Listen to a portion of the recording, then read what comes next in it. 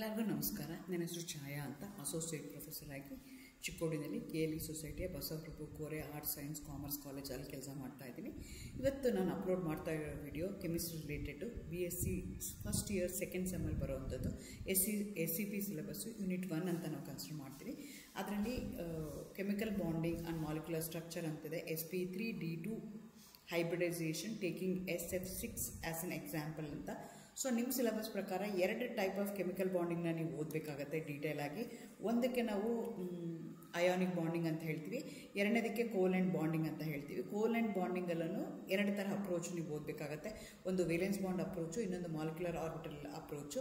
So valence bond ಅಪ್ರೋಚಲ್ಲಿ ಏನು ಮಾಡುತ್ತೆ, ಹೈಬ್ರಿಡೈಸೇಷನ್ ಓದಬೇಕಾಗತ್ತೆ with a different example, with a different arrangement of atoms. ಅಂದರೆ geometry of the molecules depends on the hybridisation. ಯಾವ ಥರ hybridisation ಇದೆಯಲ್ಲ, ಆ ಹೈಬ್ರಿಡೈಸೇಷನ್ ರಿಲೇಟೆಡ್ ಆಗಿ ನಿಮ್ಗೆ ಏನಾಗ್ತಾ ಹೋಗುತ್ತೆ, ಜಾಮೆಟ್ರಿ ಚೇಂಜ್ ಆಗ್ತಾ ಹೋಗುತ್ತೆ. ಸೊ ಅದನ್ನು ಪರ್ಟಿಕ್ಯುಲರ್ ಎಕ್ಸಾಂಪಲ್ ತೊಗೊಂಡು ವಿತ್ ಸೂಟಬಲ್ ಎಕ್ಸಾಂಪಲ್ ತೊಗೊಂಡು ಎಕ್ಸ್ಪ್ಲೈನ್ ಮಾಡಿ ಅಂತ ಹೇಳ್ತಾ ಇದ್ದಾರೆ. ಇವತ್ತು ನಾನು ಅಪ್ಲೋಡ್ ಮಾಡ್ತಾ ಇರೋವಂಥದ್ದು sp3d2 hybridisation taking SF6 as an example. Octahedral geometry ಇರುತ್ತೆ, ಅರೇಂಜ್ಮೆಂಟ್ ಇರುತ್ತೆ, ಅದ್ರ ಬಗ್ಗೆ ಇವತ್ತು ವಿಡಿಯೋ ಮಾಡೋಣ ಅಂತ ಅಂದ್ಕೊಳ್ತಾ ಇದ್ದೀನಿ. ಆಲ್ರೆಡಿ ನಾನು sp3 ಹೈಬ್ರಿಡೈಸೇಷನ್ ಮಾಡಿದ್ದೀನಿ. ಇವತ್ತು ನಾನು ಮಾಡ್ತಾ ಇರೋವಂಥದ್ದು sp3d2 ಹೈಬ್ರಿಡೈಸೇಷನ್. ಆಕ್ಟಾಹೈಡ್ರಲ್ ಜಾಮೆಟ್ರಿ ಬರುತ್ತೆ, ಅದ್ರ ಬಗ್ಗೆ ಇವತ್ತು ಹೇಳೋಣ ಅಂತ ಅಂದ್ಕೊಳ್ತಾ ಇದ್ದೀನಿ. ಅದಕ್ಕಿಂತ ಮುಂಚೆ ನಿಮಗೆ ಹೈಬ್ರಿಡೈಸೇಷನ್ ಅಂದರೆ ಏನು ಅಂತ ಗೊತ್ತಾಗಬೇಕು. ಯಾಕೆ ಈ ಆಟಮ್ಸು ದೇ ಅಂಡರ್ಗೋ ಹೈಬ್ರಿಡೈಸೇಷನ್ ಅಂತ ಗೊತ್ತಾಗಬೇಕು. ಅಟಾಮಿಕ್ ಆರ್ಬಿಟಲ್ಸ್ ಅಂತಂದರೆ the orbitals which are formed by an atom, ಅದಕ್ಕೆ ನಾವೇನಂತ ಕರಿತೀವಿ, ಅಟಾಮಿಕ್ ಆರ್ಬಿಟಲ್ಸ್ ಅಂತ ಕರಿತೀವಿ. ಅದೇ ಥರ ಮಾಲಿಕ್ಯೂಲ್ಸ್ದು ಆರ್ಬಿಟಲ್ಸ್ ಇದೆಯಲ್ಲ, ಅದಕ್ಕೆ ಮಾಲಿಕ್ಯುಲರ್ ಆರ್ಬಿಟಲ್ಸ್ ಅಂತ ಕರಿತೀವಿ. ಈ ಅಟಾಮಿಕ್ ಆರ್ಬಿಟಲ್ಸ್ ಏನಾಗ್ತವೆ ಅಂದರೆ they combine together and they going to hybrid themselves and they going to form another type of new orbital. ಅದಕ್ಕೆ ಏನಂತ ಕರಿತೀವಿ, ಹೈಬ್ರಿಡ್ ಆರ್ಬಿಟಲ್ಸ್ ಅಂತ ಕರಿತೀವಿ. ಹಂಗಂತ ಎಲ್ಲ ಅಟಾಮಿಕ್ ಆರ್ಬಿಟಲ್ಸು ಹೈಬ್ರಿಡ್ ಆಗ್ತವೆ ಅಂತಲ್ಲ. ಕೆಲವೊಂದು ಅಟಾಮಿಕ್ ಆರ್ಬಿಟಲ್ಸ್ ಏನು ಮಾಡ್ತವೆ, ಅವು ತಮಗೆ ಎಲ್ಪ್ ಆಗಲಿ, ಅಂದರೆ ತಾವು ಮ್ಯಾಕ್ಸಿಮಮ್ ಓವರ್ಲ್ಯಾಪ್ ಆಗಲಿ, ಮ್ಯಾಕ್ಸಿಮಮ್ ಬಾಂಡಿಂಗಲ್ಲಿ ಇನ್ವಾಲ್ವ್ ಆಗಲಿ ಅಂತ ಅವೇನು ಮಾಡ್ತವೆ, ದೇ ದೆಮ್ಸೆಲ್ಫ್ ಅಂಡರ್ಗೋ ಹೈಬ್ರಿಡೈಸೇಷನ್. ಈ ಅಟಾಮಿಕ್ ಆರ್ಬಿಟಲ್ಸ್ಗೆ ಬೇರೆ ಬೇರೆ ಶೇಪ್ ಇರುತ್ತೆ. ಅದೇ ಥರ ಹೈಬ್ರಿಡ್ ಆರ್ಬಿಟಲ್ಗೆ ಬೇರೆ ಶೇಪ್ ಇರುತ್ತೆ, ಮಾಲಿಕ್ಯುಲರ್ ಆರ್ಬಿಟಲ್ಗೆ ಬೇರೆ ಶೇಪ್ ಇರುತ್ತೆ.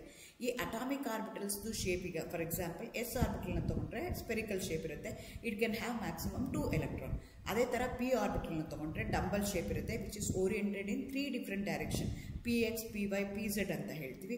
ಅದೇ ಥರ D ಆರ್ಬಿಟಲ್ನ ತೊಗೊಂಡ್ರೆ ಇಟ್ ಈಸ್ ಡಬಲ್ ಶೇಪ್ ಇರುತ್ತೆ, it is oriented in 5 different directions ಇರುತ್ತೆ. Each orbital can have maximum 2 electron.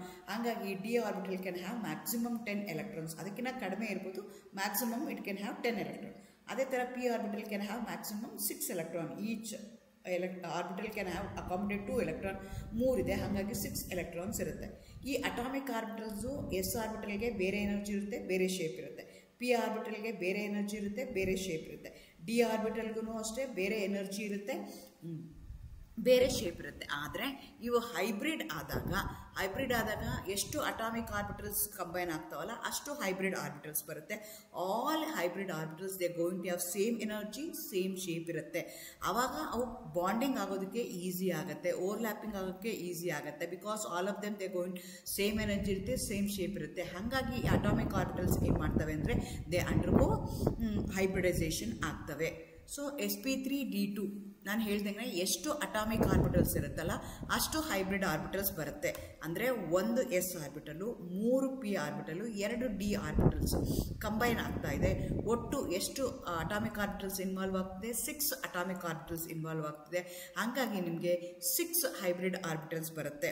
ಆ hybrid ಆರ್ಬಿಟಲ್ಸ್ಗೆ sp3d2 1 S, 3 P, 2 D ಆಗಿದೆ. ಹಾಗಾಗಿ 6 sp3d2 hybrid orbitals ಇರುತ್ತೆ, which are oriented towards the different corners of the octahedral. ಹಾಗಾಗಿ if your molecule are involved in sp3d2 hybridization, shape ಏನಾಗುತ್ತೆ ಅಂದರೆ octahedral shape ಇರುತ್ತೆ. ನೋಡೋದಾದರೆ ನಾನು ಮುಂಚೆನೇ ಹೇಳ್ದಂಗೆ ಅಟಾಮಿಕ್ ಆರ್ಬಿಟಲ್ಸ್ದು ಬೇರೆ ಶೇಪ್ ಇದೆ, ಹೈಬ್ರಿಡ್ ಆರ್ಬಿಟಲ್ಸ್ದು ಶೇಪು ಎಕ್ಸಾಕ್ಟ್ಲಿ ಸೇಮ್ ಇರುತ್ತೆ. Same number of hybrid orbitals ಬರುತ್ತೆ. All hybrid orbitals they going to have same shape and they going to have same energy. So S ಆರ್ಬಿಟಲ್ಗೆ ಬೇರೆ ಎನರ್ಜಿ ಇತ್ತು, 1 S, 3 P, 2 D orbitals combine ಆಗ್ತಾ ಇದೆ. ಇಲ್ಲಿ dx2 y2 dz2 orbitals involve ಆಗ್ತಾ ಇದೆ.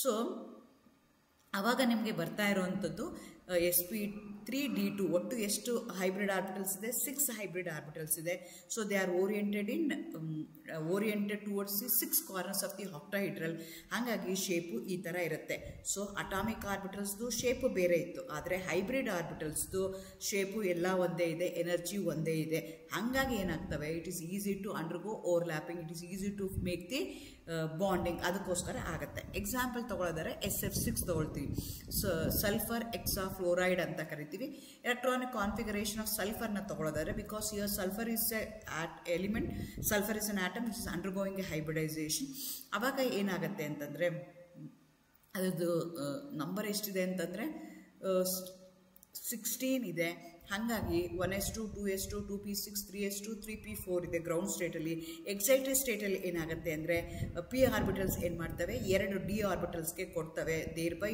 Going to have ಒಂದು S orbital 3 P orbital ಮತ್ತು 2 D orbital will be involved in bonding ಅದೇ ಥರ ಅದೇನಾಗುತ್ತೆ ನಿಮ್ಗೆ ಏನು ಮಾಡುತ್ತೆ sp3d2 ಹೈಬ್ರಿಡ್ ಆರ್ಬಿಟಲ್ಸ್ ಬರುತ್ತೆ that going to overlap with fluorine ಜೊತೆಗೆ ಓವರ್ಲ್ಯಾಪ್ ಆಗುತ್ತೆ 1s2 2s2 2p5 ಇರುತ್ತೆ ಇದು ಒಂದು ಅನ್ಪೇರ್ಡ್ ಎಲೆಕ್ಟ್ರಾನ್ಸ್ ಇರುತ್ತೆ ಏಕೆ ನೀವು ಇದನ್ನು ತೊಗೊಂಡ್ರೆ ಸಲ್ಫರಲ್ಲಿ ಒಟ್ಟು 5 ಅನ್ಪೇರ್ಡ್ ಎಲೆಕ್ಟ್ರಾನ್ಸ್ ಇರುತ್ತೆ ಹಾಗಾಗಿ 6 ಅನ್ಪೇರ್ಡ್ ಎಲೆಕ್ಟ್ರಾನ್ಸ್ ಇರುತ್ತೆ ಹಾಗಾಗಿ ಏನು ಮಾಡ್ತವೆ they going to overlap with 6 P orbitals 6 hybrid orbitals of sulphur going to overlap with 6 P orbitals of the fluorine atom there by they going to form SF6 ಇರುತ್ತೆ which are oriented to the 6 different direction one bond angle is 90 degree ಇರುತ್ತೆ the molecule ಏನಾಗಿರುತ್ತೆ octahedral ಇರುತ್ತೆ octahedral ಅಂದರೆ sulphur ಏನಿರುತ್ತೆ 4 ಒಂದು